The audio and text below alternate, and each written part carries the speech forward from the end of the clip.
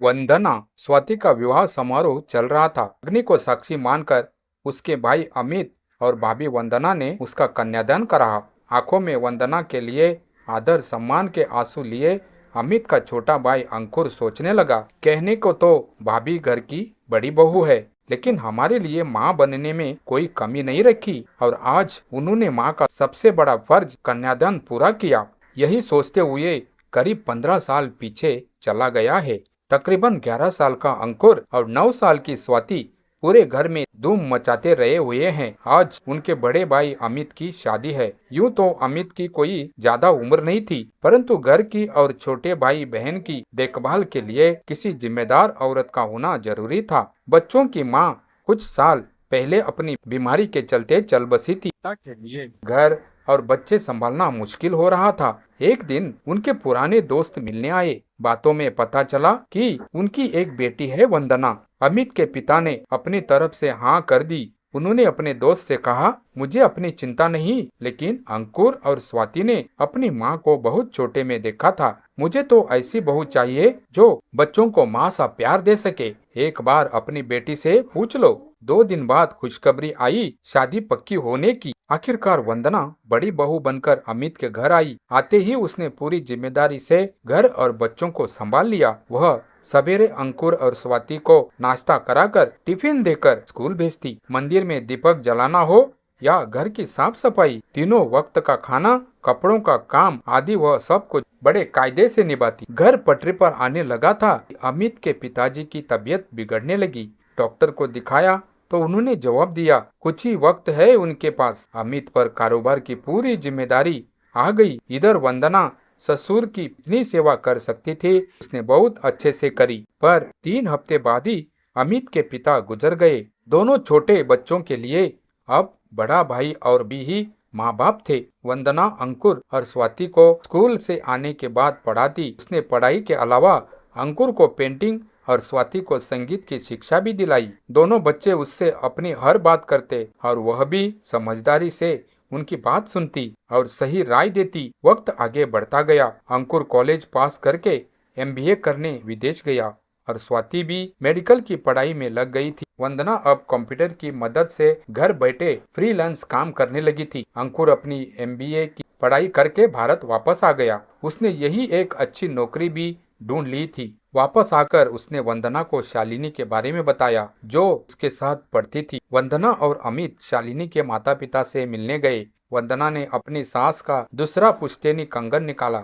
और शालिनी को पहनाते हुए कहा, आज से तुम हमारे घर की छोटी बहू हो। बातचीत करके शादी की तारीख तय कर दी गई। पूरे जोर शोर से अंकुर की शादी के कार्यक्रम रखे गए। वंदना ने किसी भी तरीके से कोई कमी नहीं रखी। अंकुर और शालिनी के लिए वंदना ने अमित से बात करके पहले ही यूरोप के टिकट बुक करा रखे थे। उनको यूरोप के लिए विदा करके स्वाति की थोड़ी मदद से वंदना ने बाकी का लेना देना करा और घर समेटा। अमित ने भी पहले से कारोबार और घर में दोनों भाई बहन के लिए बराबर का हिस्सा निकाल रखा था। यूरोप से वापस आकर अंकुर पास ही के अपने नए घर में शिफ्ट हो गया। उसने और स्वाति ने कारोबार और घर वापस बड़े भाई के नाम कर दिया। वंदना हर इतवार पूरे परिवार के साथ घूमने या घर पर ही खाने का इंतजाम करती, लेकिन इस बात के लिए किसी पर कोई जोर जबरदस्ती नहीं थी। जिसको जितना ठीक लगता उतना हो जाता। कुछ महीने बाद जब शालिनी ने वंदना को अपने गर्भवती होने की खुशखबरी दी तो वंदना की खुशी देखने लायक थी। वह मानो आसमान में उड़ने लगी थी। अंकुर और स्वाति की जिम्मेदारी में कमी न आए, इसलिए उसके अपने कोई बच्चे नहीं थे। वंदना ने शालिनी का पूरा ध्यान करा। पूरे 11 महीने शालिनी वंदना के साथ रही। शालिनी का ऑफिस का टिफिन, सेहत का खाना, दवाइयाँ, सब कुछ जो शालिनी को चाहिए था, वंदना वह सब का ख्याल रखती थी। बेटा होने के बाद जब अंकुर शालिनी को घर लाया तो वंदना ने जच्चा एवं बच्चा दोनों का ख्याल रखा। बाद में जब शालिनी अपने घर गई तब भी जब कभी उसको बच्चे के लिए मदद चाहिए होती तो वंदना हमेशा तैयार रहती। स्वाति की मेडिकल की पढ़ाई पूरी हो गई थी। एक दिन उसने भी अंकुर की तरह अपनी पसंद भाभी के सामने रखी और कहा, अरविंद मेरे साथ कॉलेज में था और अब वह अभी डॉक्टर बन गया है। लेकिन वह दूसरी जाति का है। अगर आप लोग मना करेंगे तो मैं पीछे हट जाऊंगी। वंदना और अमित ने खुले दिल से मुस्कुराकर रिश्ते के लिए हाँ कर दी। सगी माँ की तरह वंदना ने अपनी बेटी जैसी नंद के लिए सोना, चांदी और नकद जोड़ रखा था। बहुत धूमधाम से मेहंदी, हल्दी और शादी की रस्में पूरी की गई। आज स्वाति की शादी का वही शुभ दिन है। अंकुर का ध्यान उठा जब अमित ने कहा, अंकुर चलो, स्वाति की विदाई का वक्त हो गया है। स्वाति, अंकुर और शालिनी ने एक दूसरे की आंखों में देखा। वह तीनों वंदना के पास गए और उसका हाथ पकड़कर आंखों में पानी लिए मिलकर उन्होंने उसके लिए एक गीत गाया। ओ हमारी प्यारी भाभी, तुझ पर जाए बलिहारी, भाभी बिन भाए हमें भाई संग त्योहार, उनकी प्यारी जोड़ी पर हम जाए सब कुछ वार। वो हमारी प्यारी भाभी, तुझ पर जाए बलिहारी, माँ की जगह तू ही हमारा घर और संसार, सुबह शाम तू ही करती घर में मंगलाचार। उनकी आवाज में इतना अपनापन और भाव था कि आसपास खड़े रिश्तेदारों की आंखें भी नम हो गई। वंदना ने तीनों को अपने पास बुलाकर सीने से लगा लिया। उनकी आंखों से आंसू लगातार बह रहे थे। वंदना ने कांपती आवाज में कहा, बस करो बच्चों, आज खुशी का दिन है, मेरी आंखों में आंसू मत लाओ। अंकुर ने उसका हाथ पकड़ लिया और बोला, भाभी आज हमें एक बात कहने दीजिए। आपने कभी हमें यह महसूस नहीं होने दिया कि हमारी माँ हमारे बीच नहीं है। आपने अपने हिस्से की खुशियाँ छोड़कर हमारी खुशियाँ चुनी। आपने हमारी छोटी छोटी जरूरतों से लेकर हमारी जिंदगी के बड़े फैसलों तक हर कदम पर हमारा साथ दिया। स्वाति भी रोते हुए वंदना के गले लग गई। भाभी, भाभी नहीं, माँ कहो मुझे, वंदना ने उसके सिर पर हाथ फेरते हुए कहा। स्वाति ने सुबकते हुए जवाब दिया, मेरे लिए तो आप हमेशा माँ ही रही है। शालिनी भी आगे बढ़ी और वंदना के चरणों में बैठ गई। माँ, आपने मुझे बहू बनकर इस घर में आने के बाद बेटी जैसा प्यार दिया। मेरी पहली प्रेगनेंसी में जब मुझे कुछ समझ नहीं आता था कि क्या करूं, तब आपने माँ बनकर मेरा हाथ पकड़ा था। मेरे बच्चों को भी आपने अपनी गोद में वैसे ही संभाला जैसे अपने बच्चों को संभालती है। वंदना ने शालिनी को उठाकर गले लगा लिया। बेटी, बहू और बेटी में फर्क वही करता है जिसके दिल में रिश्तों के लिए जगह कम हो। तुम तो मेरी बेटी थी, हो और हमेशा रहोगी। पास खड़े अमित यह सब सुन रहे थे। उनकी आंखें भी नम थी। उन्होंने वंदना की तरफ देखते हुए कहा, वंदना, आज मुझे लगता है कि पिताजी ने तुम्हें इस घर में बहू बनाकर नहीं बल्कि हमारे लिए माँ बनाकर भेजा था। वंदना ने हल्की मुस्कान के साथ कहा, अमित जी, उस समय मैं खुद बहुत छोटी थी। मुझे भी नहीं पता था कि मैं इतनी बड़ी जिम्मेदारी कैसे निभाऊंगी। लेकिन जब अंकुर और स्वाति ने पहली बार मुझे भाभी कहकर पुकारा था, तभी न जाने क्यों मेरे मन में उनके लिए माँ जैसी ममता जाग गई थी। अमित बोले, और तुमने उस ममता को कभी कम नहीं होने दिया। अंकुर ने मुस्कुराकर कहा, भैया, बल्कि एक बात बताओ, मैं कॉलेज में था और पैसे खत्म हो जाते थे तो मैं आपसे मांगने के बजाय भाभी से मांगता था। बस सब हंस पड़े। वंदना ने आंखें तरेरते हुए कहा, और मैं तुम्हारी चोरी पकड़कर तुम्हें डांटती भी तो थी। हाँ माँ, लेकिन आपके डांट भी तो प्यार होता था। यह सुनते ही वंदना फिर भावुक हो गई। स्वाति ने कहा, याद है माँ, जब मेडिकल कॉलेज में मेरा पहला दिन था, मैं इतनी घबराई हुई थी कि रोने लगी थी। आपने कहा था, बेटी, डॉक्टर बनने जा रही हो, लोगों के दर्द को समझना सीखना, लेकिन अपने सपनों को कभी मरने मत देना। आज भी आपकी वही बात मेरे कानों में गूंजती है। वंदना ने उसके सिर पर हाथ रखा। और आज मेरी बेटी सचमुच डॉक्टर बनकर अपने नए घर जा रही है।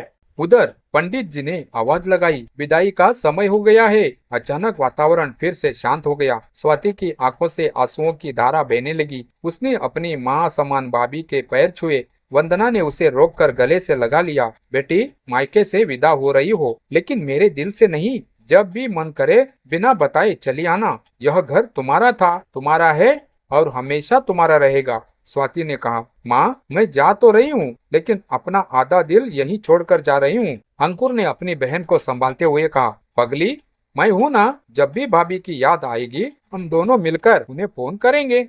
अमित ने भी स्वाति के सिर पर हाथ रखा। बेटी, आज से तुम्हारे जीवन की नई शुरुआत है। हमेशा खुश रहना और अपने रिश्ते को सम्मान देना। स्वाति ने अपने पति अरविंद की ओर देखा। अरविंद ने भी आगे बढ़कर अमित और वंदना के चरण स्पर्श किए। माँ, आज से मैं भी आपका बेटा हूँ। स्वाति को कभी अकेला महसूस नहीं होने दूंगा। वंदना ने उसके सिर पर हाथ रखते हुए कहा, मुझे तुमसे कोई वादा नहीं चाहिए बेटा, बस इतना याद रखना कि मेरी बेटी की मुस्कान कभी कम मत होने देना। अरविंद ने सिर झुकाकर कहा, जी माँ। विदाई की रस्म शुरू हुई। स्वाति ने चावल अपनी हथेलियों में लिए और पीछे की ओर उछालते हुए अपने मायके की ओर देखा।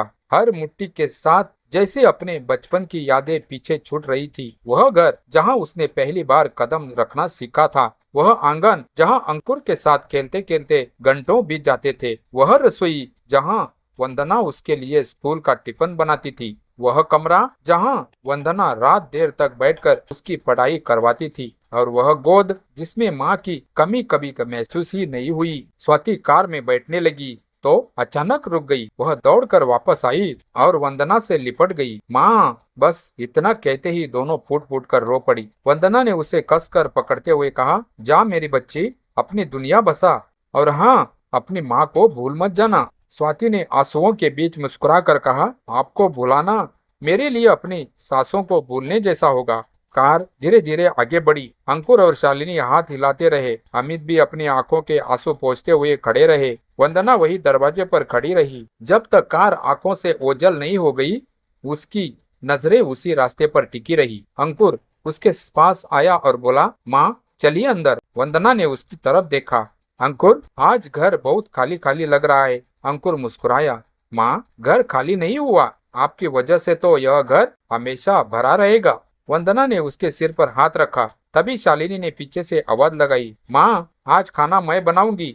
वंदना ने आश्चर्य से उसकी तरफ देखा। तुम? शालिनी हंसते हुए बोली, हाँ माँ, आपने जिंदगी भर सबको खिलाया, आज आपको अपने हाथ से खाना खिलाने की मेरी बारी है। वंदना की आंखें फिर भर आई। अमित ने मुस्कुरा कर कहा, देखा वंदना, तुम्हारी ममता का परिवार इतना बड़ा हो गया है। वंदना ने घर के आंगन में नजर दौड़ाई। अंकुर, शालिनी, उसका बच्चा अमित और दूर विदा होकर जाती स्वाति की याद। उसने मन ही मन अपने दिवंगत सास और ससुर को याद किया। माँ, पिताजी, मैंने आपकी जिम्मेदारी निभाने की पूरी कोशिश। पता नहीं मैं सफल हुई या नहीं, लेकिन आज मेरे बच्चों ने मुझे माँ कहा है। इससे बड़ा पुरस्कार मेरे लिए और क्या हो सकता है। अमित ने उसकी बात सुन ली। उन्होंने धीरे से कहा, तुम सिर्फ इस घर की बड़ी बहू नहीं हो वंदना, तुम इस परिवार की नींव हो।